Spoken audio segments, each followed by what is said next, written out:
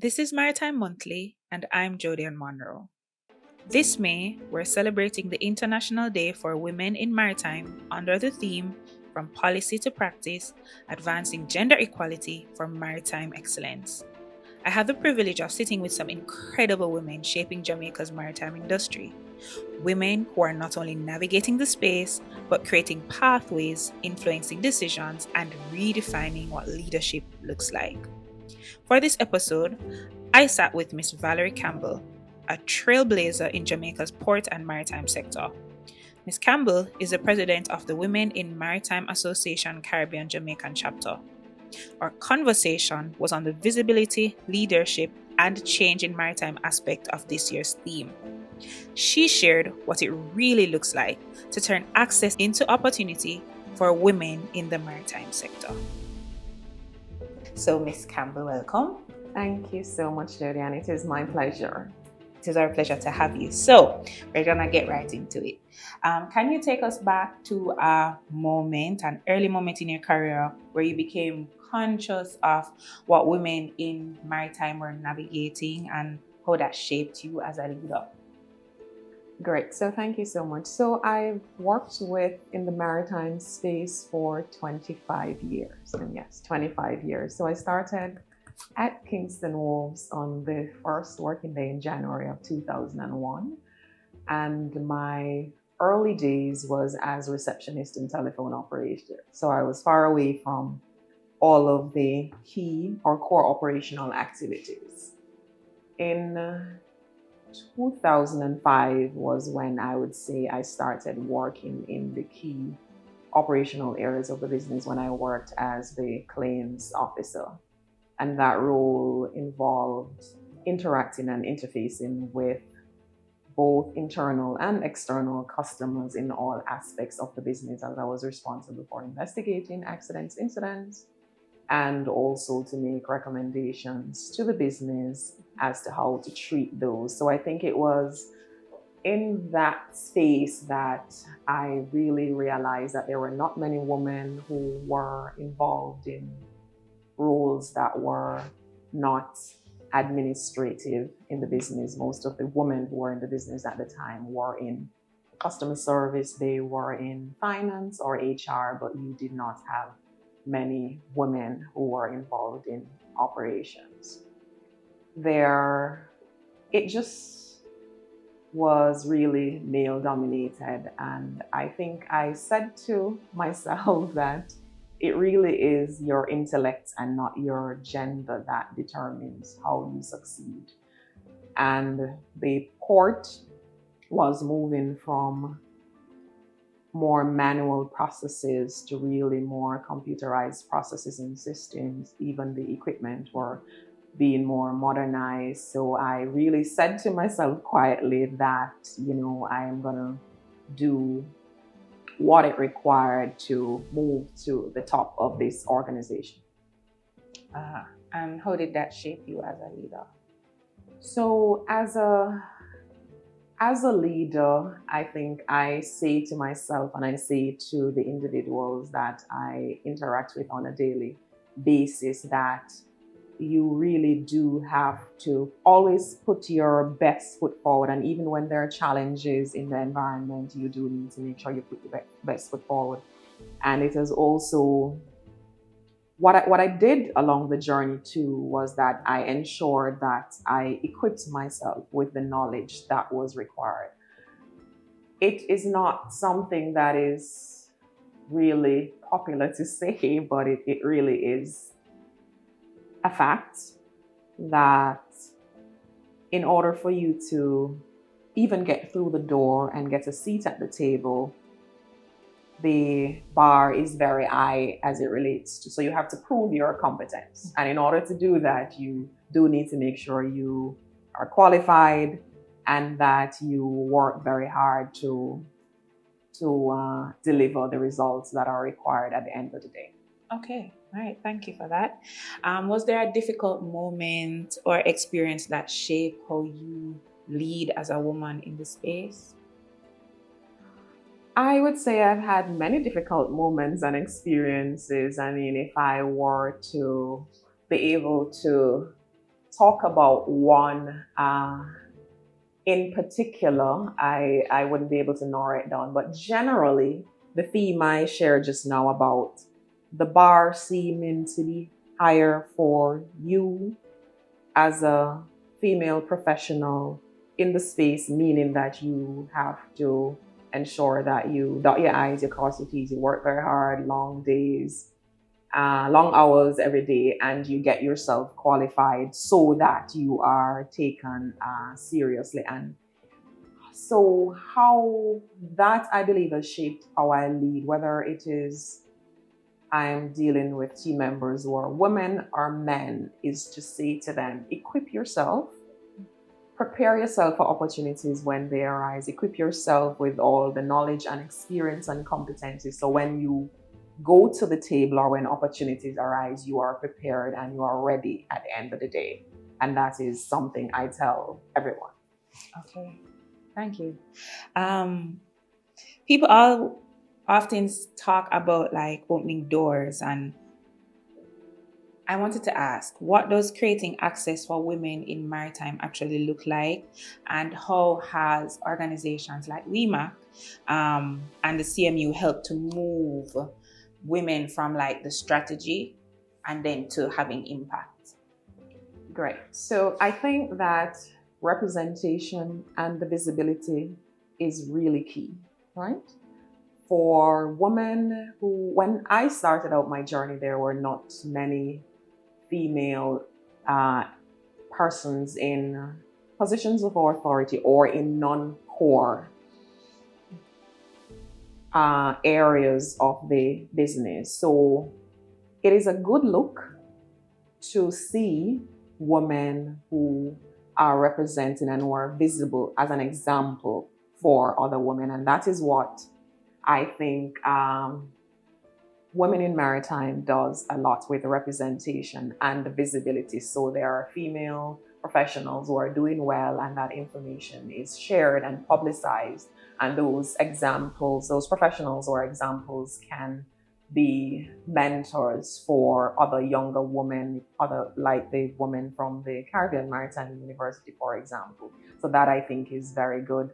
The student chapter of the CMU is supported in a big way by the Caribbean Maritime University and also with the faculty and the administrative advisor dean from the university, and really help to lead those women. Thank you. Where are you seeing real progress for women in maritime, not just in just representation, as you would have just spoken to, but as it relates to like opportunity and influence? That's one part of the question. And the other part would, where do you think that barriers still remain?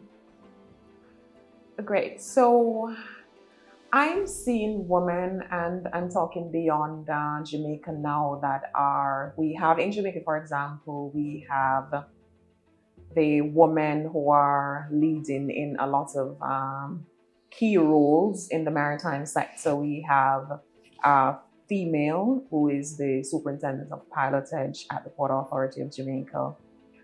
I was the first female terminal manager at Kingston Wharves Limited some many years ago. There are other women who are there in management position also at Kingston Freeport Terminal. There we have Nicole Wickham, who is the immediate past president of WiMAC, and she is in a senior leadership position at KFTL, and several other women who are in senior leadership position.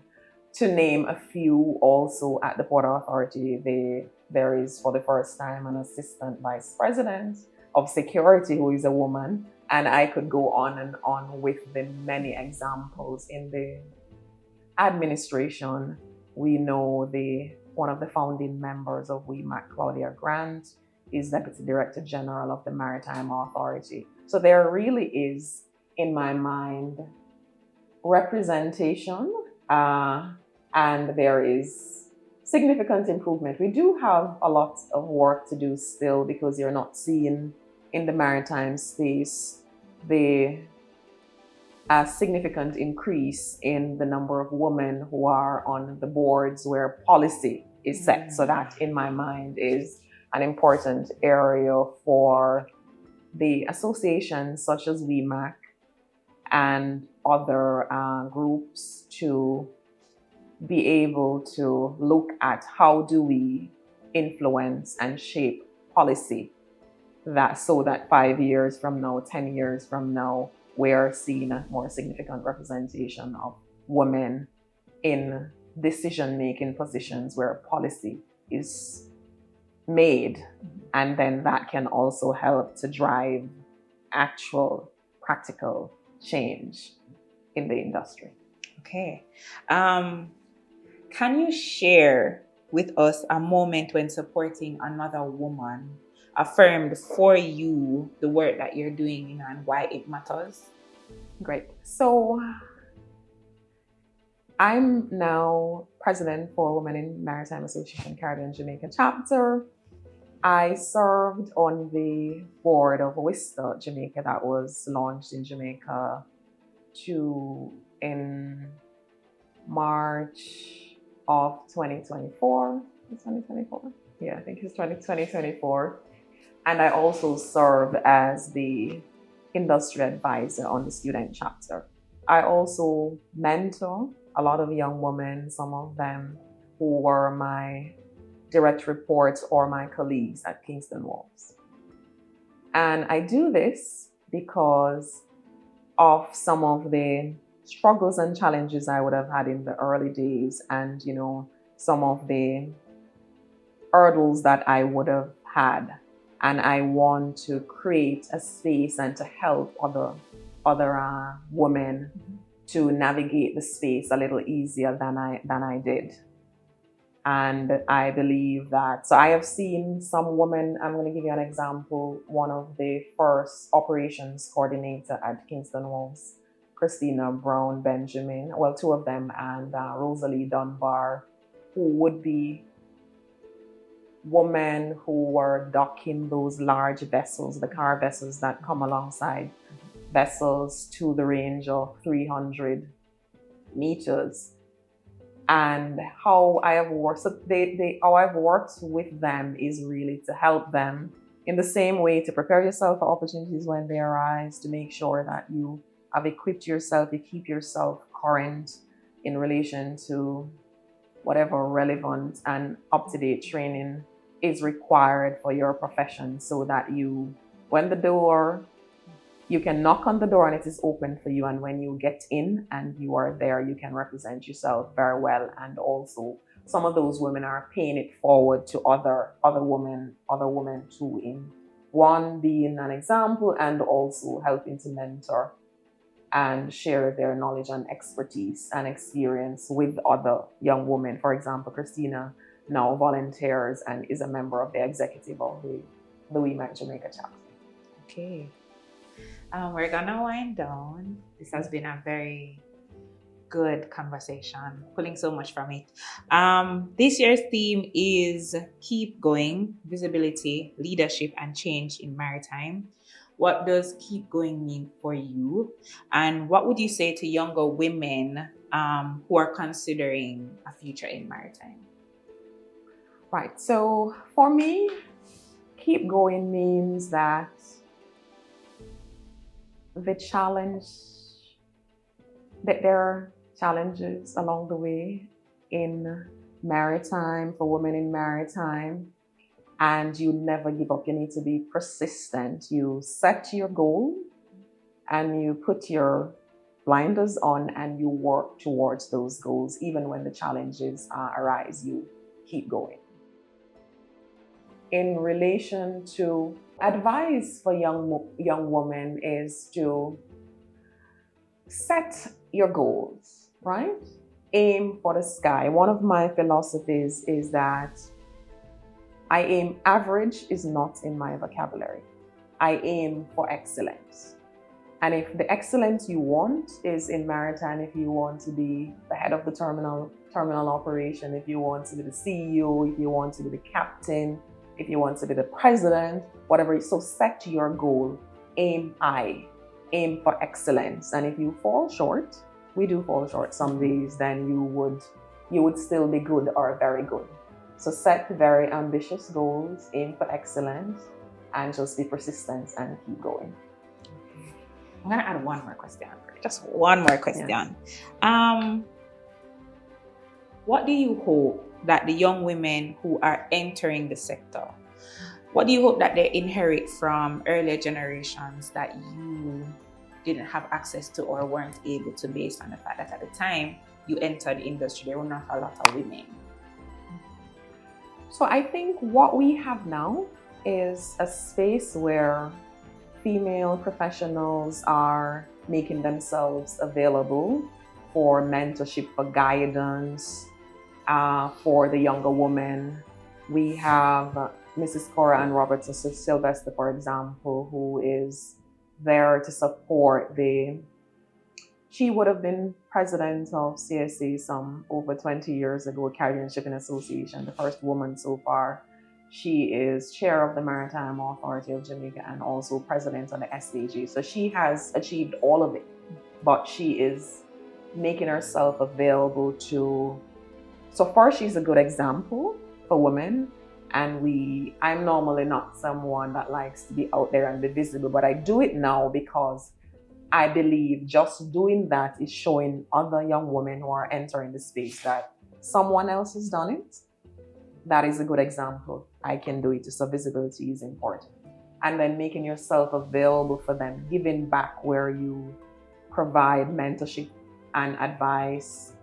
You invite them into the spaces that you have access to.